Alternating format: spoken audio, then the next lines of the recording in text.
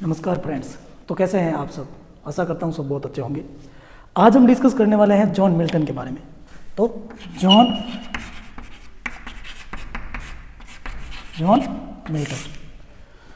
Milton तो सबसे पहले जो एज थी वो थी प्यूरिटन एज। कौन सी एज थी? Puritan age. सेकंड, इनका जन्म तो बॉर्न इन 1608 में इनका जन्म हुआ था। थर्ड, ये कई सारी लैंग्वेज जानते थे, ठीक है। तो he has the knowledge of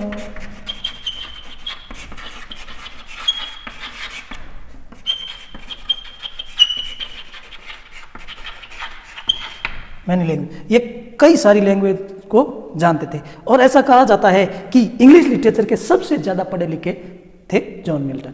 English literature में अगर किसी पोइट को सबसे ज़्यादा पढ़ा लिखा कहा जाता है तो वो है जॉन मिल्टन। फोर्थ जो इंपॉर्टेंट फैक्ट इनके बारे में बनता है कि ये एक सिविल सर्वेंट थे।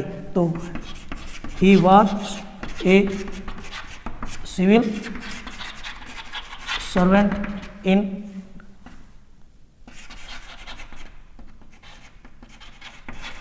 कॉमनवेल्थ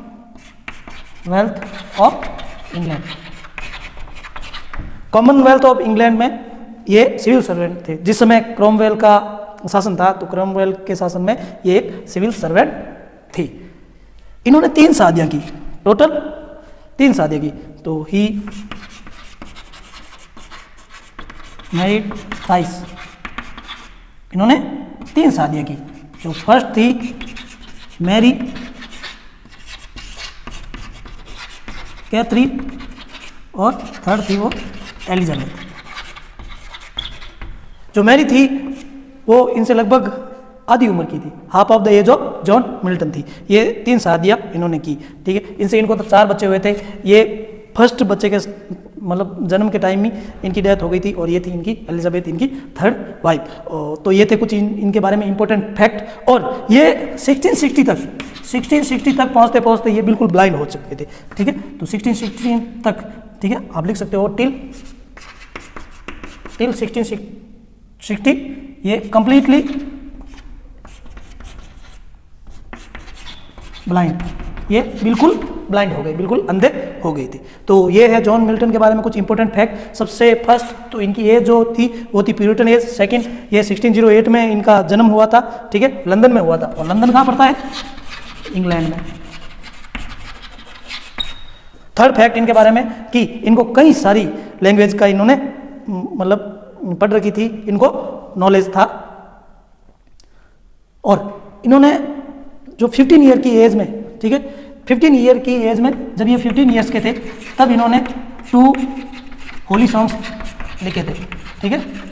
इन्होंने 15 वर्ष की उम्र में ही 2 बढ़िया होली सॉन्ग्स, जिसे हम भजन कहते हैं, ऐसे लिख दिए थे इन्होंने, ठीक है। और he was a civil servant in Commonwealth of England. जिस समय क्रोमवेल का राज था उस समय ये वहाँ सिविल सर्वेंट थे।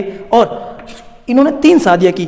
पहली वाइफ मैरी, सेकंड कैथरीन और थर्ड इनकी एलिजाबेथ थी। और 1660 तक ये लगभग बिल्कुल एकदम कंप्लीटली ब्लाइंड हो गए थे। और एक इंपॉर्टेंट थिंग है कि जब ये कंप्लीटली ब्लाइंड हो गए थे तब इन्होंने एक पोएम लिखी, ऑन हिज ब्लाइंडनेस।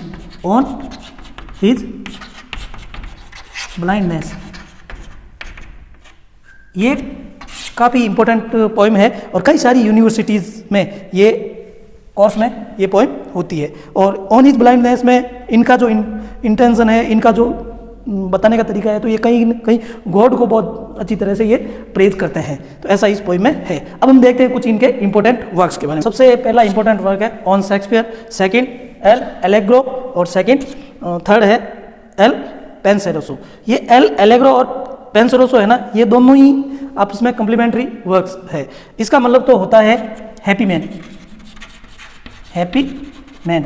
और जो पेंसेरोसो है इसका मतलब होता है पेंसिव मैन कह सकते हो या सैड मैन कह सकते हो।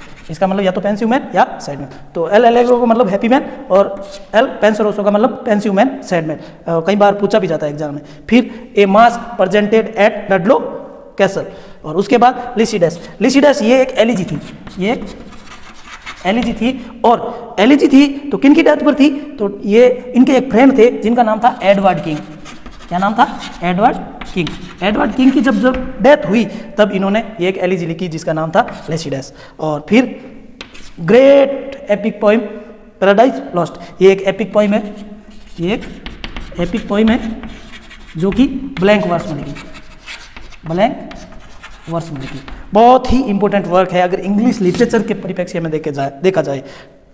पैराडाइज लॉस्ट, इसमें जो गॉड और एडम ईव जो होते हैं, एडम ईव जो the fruit of tree of knowledge खा लेते हैं तो उसके बाद उनको वहाँ से पैराडाइज से निकाल दिया जाता है, और ऐसी कुछ इनकी कहानी है पैराडाइज लॉस्ट। बहुत ही इंपॉर्टेंट वर्क है। फिर है पैराडाइज रीगेन, और उसके बाद में है सैमसन एगोनिस्ट। सैमसन एगोनिस्ट और पैराडाइज रीगेन ये दोनों साथ में पब्लिश हुई थी।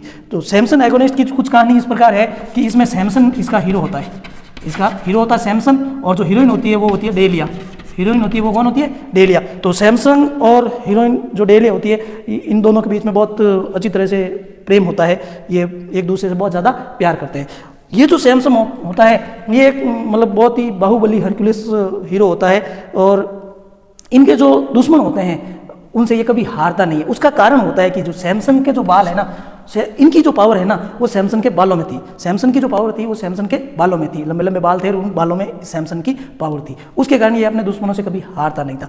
तो दुश्मनों ने इस डेलिया को कन्विंस किया और डेलिया से कहकर इस सैमसन के बाल कटवा दिए, और बाल कटवाने के बाद इसकी जो शक्ति है वो ये पावरलेस हो गया, और उसके बाद में इसको पकड़ दिया और जेल में डाल दिया गया, और फिर ये जेल में इनको कई सारी यातनाएं दी गई। बहुत इंपॉर्टेंट और बहुत अच्छा वर्क है, कभी टाइम मिले तो आप पढ़ना। तो इस प्रकार ये थे कुछ इंपॉर्टेंट वर्क जॉन मिल्टन के, और ये थे हमारे जॉन मिल्टन। अगर वीडियो थोड़ा सा भी आपके लिए हेल्पफुल रहा तो चैनल को लाइक करें, सब्सक्राइब करें। धन्यवाद।